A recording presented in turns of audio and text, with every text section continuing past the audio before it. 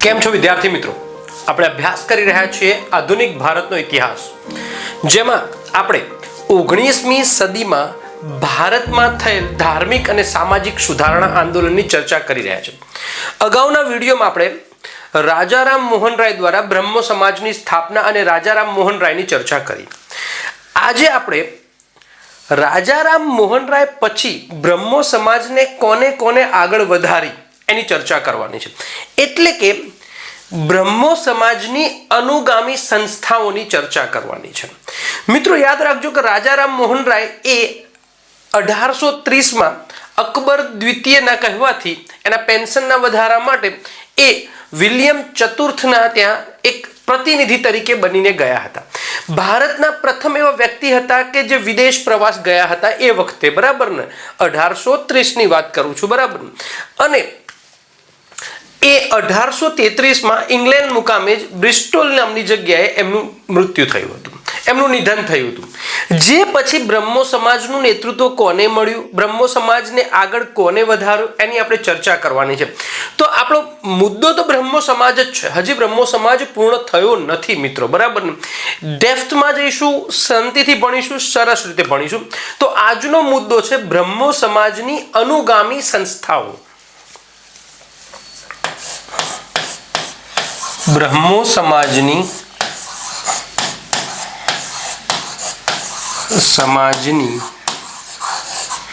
અનુગામી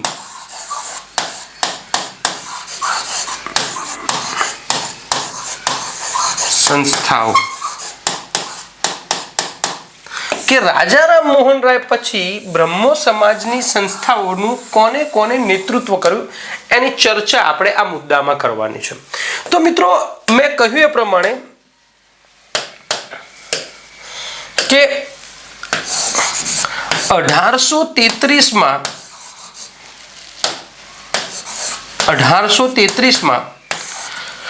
આશા રાખું છું કે આપ આની સરસ નોટ બનાવતા જશો અને મુદ્દા વાઇઝ આપની નોટમાં લખતા જજો. આપને પરીક્ષાના આગલા વીકમાં એટલે કે અગાઉના વીકમાં ક્વિક રિવિઝનમાં આ નોટ કામ આવશે, બરાબર ને? 1833માં બ્રિસ્ટોલ મુકામે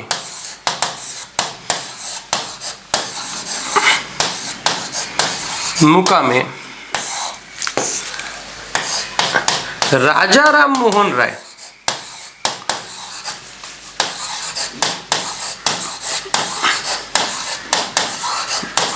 નું નિધન થયું.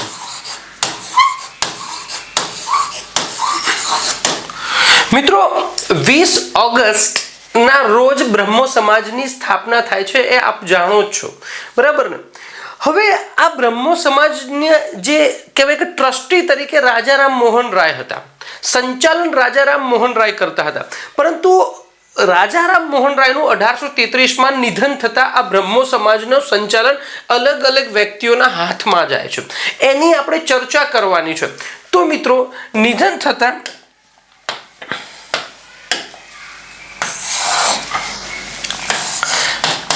તેમના શિષ્ય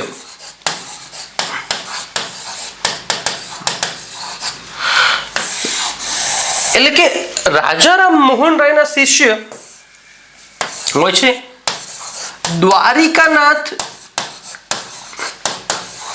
ટેગોર, અને એક બીજા વ્યક્તિ હોય છે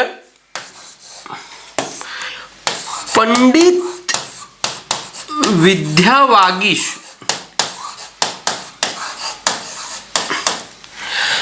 એ બ્રહ્મો સમાજનું સંચાલન કરવાની જવાબદારી સ્વીકારી લે છે. યાદ રાખજો, દ્વારિકાનાથ ટાગોર અને બ્રહ્મો સમાજ પંડિત વિદ્યાવાગીશે બ્રહ્મો સમાજનું સંચાલન સ્વીકાર્યું. પરંતુ ટૂંક જ સમયમાં દ્વારિકાનાથ ટેગોરનું પણ મૃત્યુ થાય છે.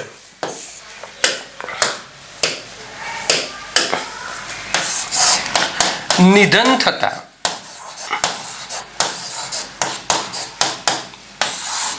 તેમના પુત્ર, તો કોના પુત્ર? તો દ્વારિકાનાથ ટાગોરના પુત્ર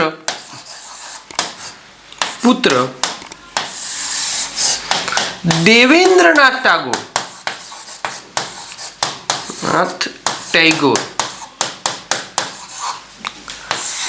સંચાલન એના હાથમાં આવે છે અને એ વર્ષ હોય છે 1843 ઘણી વખત યુપીએસસી માં પ્રશ્ન પૂછાઈ ચૂક્યો છે 2009 પ્રિલિમ્સ નું પેપર જોશો તમે અને એ વખતે તો દીકરાઓ એક ઓપ્શનલ સબ્જેક્ટ રાખવો પડતો હતો તો એ વખતે ઇતિહાસના પેપરમાં આ પ્રશ્ન પૂછાયો છે પ્રશ્નની ગંભીરતા સમજો કે રાજારામ મોહન રાય પછી બ્રહ્મો સમાજનું નેતૃત્વ કોને કર્યું તો જો દ્વારિકાનાથ ટાગોર હોય તો પ્રથમ જવાબ આપણો હશે પંડિત વિદ્યાવાગીશ આ બેમાંથી એકના જ નામ હશે કદાચ આ બેમાંથી મૂકે તો પ્રથમ જવાબ આપણો આ બેમાંથી એક હશે પરંતુ આ બંને નામ ન હોય તો તમારો જવાબ મોસ્ટ આઈએમપી હજી કહું છું દેવેન્દ્રનાથ ટાગોર આવશે એ વખતેના પેપરમાં આ બે ઓપ્શન નહોતા ઓબ્વિયસલી છે કે ઓપ્શન ન હોય ત્યારે એ પછીનો જવાબ છે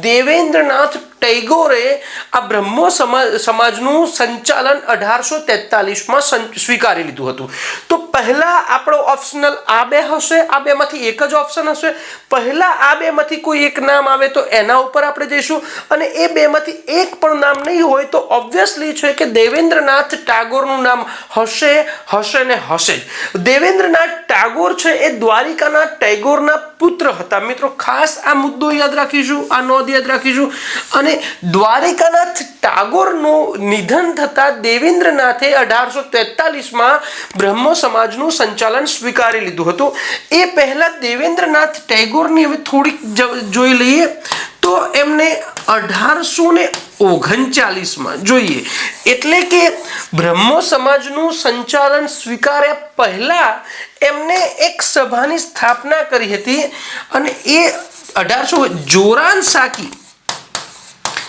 નામની એક જગ્યા છે અને એ કલકત્તામાં આવેલી છે કલકત્તા આપ જાણો છો કે પહેલા જ્યારે ઈસ્ટ ઇન્ડિયા કંપની હતી એ સમયે બંગાળ એ આખા ભારતનું એપિસેન્ટર હતું બરાબર ને આપણે બંગાળના નવાબ બોલીએ છીએ કોઈ આપણે ગવર્નર જે બંગાળનો ગવર્નર જનરલ એ બંગાળ કહેવાય કે બંગાળ એ વખતે એપિસેન્ટર હતું મિત્રો અને એટલા માટે જોરાન સાકી કલકત્તામાં એમને યાદ રાખજો તત્વબોધિની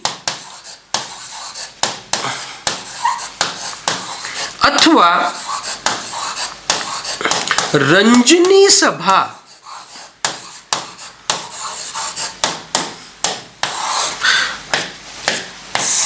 યાદ રાખજો તત્વબોધિની અથવા રંજની સભાની સ્થાપના કરી હતી આ જેવી તેવી સભા નહોતી એ વખતે આ સભાએ ખાસો એવો ઇફેક્ટ આપ્યો તો કેમ તો આ સભાનો ઉદ્દેશ્ય જોવા જઈએ તો ઉદ્દેશ્ય શું હતો ઉદ્દેશ્ય તો ધર્મોમાં રહેલ વાસ્તવિક તત્વોની શોધને વધારવું કે ભાઈ આ લોકો જે ધર્મમાં જે ખોટા કે નિયમો છે ને બધું એ ખોટું છે પરંતુ ધર્મમાં જે વાસ્તવિક તત્વો છે જે સાચા તત્વો છે જે સારા તત્વો છે જે ઈચ્છનીય તત્વો છે એની શોધને વધારો કોઈ ધર્મો જૂના ધર્મોમાં સારી બાબત હોય તો એને તમે પ્રજાની સમક્ષ લાવો બરાબર કે ભાઈ બાળ લગ્ન ન કરી શકાય વિધવા વિવાહ કરવા સારા છે બીજું કે તમે કોમમાં વિભાજિત ના રહો એ સમગ્ર વ્યક્તિમાં તમે આવી જાઓ સમગ્ર સમાજમાં તમે આવજો આંતરજાતીય લગ્ન પણ કરો આવી બધી એમને વાસ્તવિક ધર્મની શોધ કે ભાઈ ધર્મો તત્વની શોધને વધારવાનો એનો ઉદ્દેશ્ય હતો બીજો એક ઉદ્દેશ્ય એમનો એ પણ હતો કે ઉપનિષદોમાં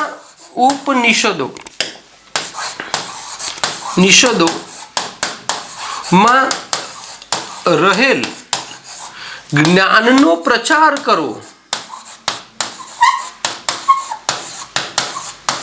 મિત્રો આ સમય દરમિયાન એવો સમય હતો કે ખ્રિસ્તી ધર્મ એ હિન્દુ ધર્મ ઉપર હુમલો કર્યો હતો.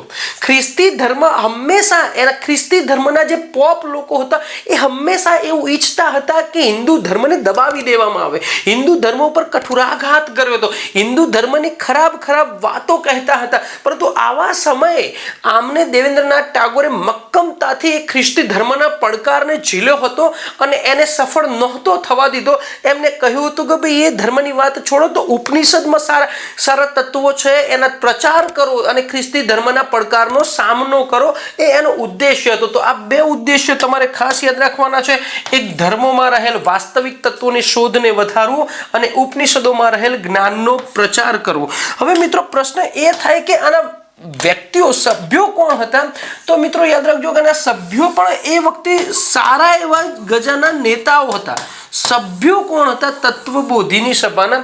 આ એ સમયે પેરેલલ સંસ્થા હતી બ્રહ્મો સમાજની એમ કહી શકાય. કારણ કે એક બાજુ કહેવાય કે એના પિતા છે દ્વારિકાનાથ ટેગોર એ બ્રહ્મો સમાજનું સંચાલન કરતા, તો એક બાજુ દેવેન્દ્રનાથ ટાગોર પણ તત્વબોધિની રંજની જેવી સભાથી એ લોકોમાં જાગૃતિ લાવવાનો પ્રયત્ન કરતા હતા. તો એના સભ્યોની ચર્ચા કરવા તો અક્ષય કુમાર દત્ત, અક્ષય કુમાર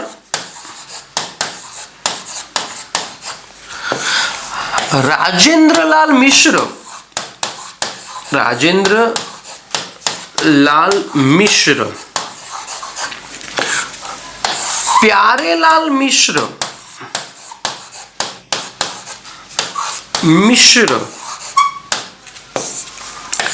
ताराचंद चक्रवर्ती,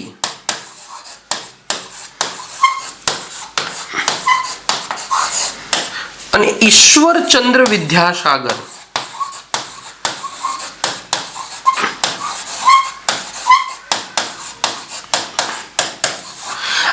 આ નામ એ વખતે સારા એવા કહેવાય કે જ્ઞાની લોકોના નામથી પરિચિત. ઈશ્વરચંદ્ર વિદ્યાસાગર તો આપને મનમાં જ હશે, પરંતુ આ બધા એવા સારા લેખકો હતા અને સારા ઉપનિષદોના જાણકાર હતા. મિત્રો એ સમયે યાદ રાખજો, એ સમયે તત્વબોધિની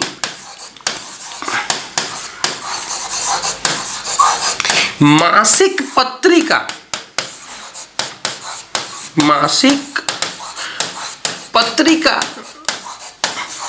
પણ શરૂ કરેલ. તત્વબોધિની નામની માસિક પત્રિકાનું પણ સંચાલન એ દેવેન્દ્રનાથ ટાગોરે જ કરેલ. દેવેન્દ્રનાથ ટાગોરે જ કરેલ. અને આ મિત્રો આમાં બંગાળી ભાષામાં સારા લેખો આ બધા લખતા હતા. તત્વબોધિની સ્કૂલ પણ શરૂ કરેલ મિત્રો, તત્વબોધિની શાળા.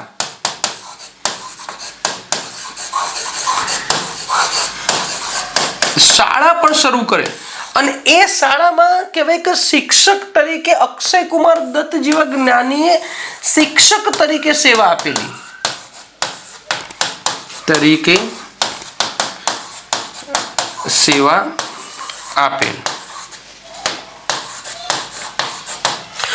એ સમયે ઘણા બધા પડકાર મેં તમને કહ્યું ને ખ્રિસ્તી ધર્મના હતા. એવા સમયે આ બ્રહ્મો સમાજને ટકાવી રાખ્યો હતો. તો આ હતી આપણે એ બ્રહ્મો સમાજનું સંચાલન કર્યા પહેલાની વાત છે, દેવેન્દ્રનાથ ટાગોર. પરંતુ 1843માં તો એ બ્રહ્મો સમાજ પાછળ અલિપ્ત થઈ ગયા હતા મિત્રો. એનો જ વિચાર. હવે પ્રશ્ન જે બધા કર્યા એ પછી મિત્રો થયું શું કે 1856માં યાદ રાખજો, દેવેન્દ્રનાથ ટાગોર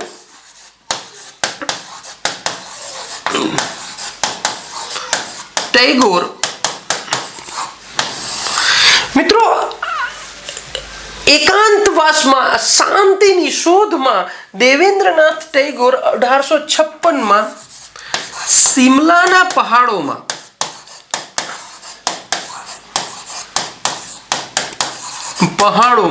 યાદ રાખજો, શિમલાના પહાડોમાં એકાંત વાસમાં જતા રહ્યા.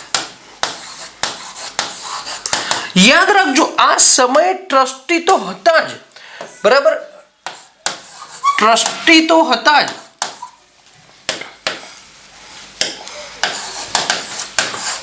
એટલે સંચાલનની સમગ્ર જવાબદારી એ સમય તો હતી જ, પરંતુ આ જ્યારે સિમલાના પહાડોમાં ગયા એકાંતવાસમાં ત્યારે એમને એક વ્યક્તિને આચાર્ય બનાવેલા. આચાર્ય મુખ્ય ભૂમિકા તો આ વ્યક્તિની જ હતી. ટ્રસ્ટી આ હતા, પરંતુ જ્યારે માની લઈએ કે કોઈ સ્કૂલનું સંચાલન કરવા માટે તો એક સંચાલક તરીકે એક આચાર્યની નિમણૂક કરી અને એ જવાબદારી હતી કેશવચંદ્ર સેનને આપી. કેશવચંદ્ર સેન, બરાબર ને? કેશવચંદ્ર સેનને બ્રહ્મો સમાજની જવાબદારી આપી અને એ ગયા. ક્યારે ગયા? 1856માં. ઓકે, તો અહીં આપણને એક નવું નામ મળ્યું કે હવે કોને બ્રહ્મો સમાજની જવાબદારી મળી છે? તો કેશવચંદ્ર સેનને. તો હવે આગળના મુદ્દામાં, આગળના અભ્યાસમાં અત્યારે હાલ આપણે દેવેન્દ્રનાથ ટેગોર દ્વારા બ્રહ્મો સમાજનું જે સંચાલન કર્યું એની ચર્ચા કરી. હવે આગળના મુદ્દામાં આપણે કેશવચંદ્ર સેન દ્વારા જે બ્રહ્મો સમાજનું સંચાલન થાય છે એની ચર્ચા કરીશું. હજી તો ઘણું છે કે બ્રહ્મો સમાજના બે ભાગલા પડે છે એની પણ આપણે ચર્ચા કરવાની છે, પરંતુ આપણે તબક્કાવાઇઝ જઈએ છીએ એટલે આપણે શાંતિથી સારી રીતે સમજી શકીએ અને એને યોગ્ય રીતે લખી પણ શકીએ. બરાબર? તો મળીએ છે નેક્સ્ટ મુદ્દામાં કેશવચંદ્ર સેન દ્વારા બ્રહ્મો સમાજ. બરાબર ને? ત્યાં સુધી બાય બાય.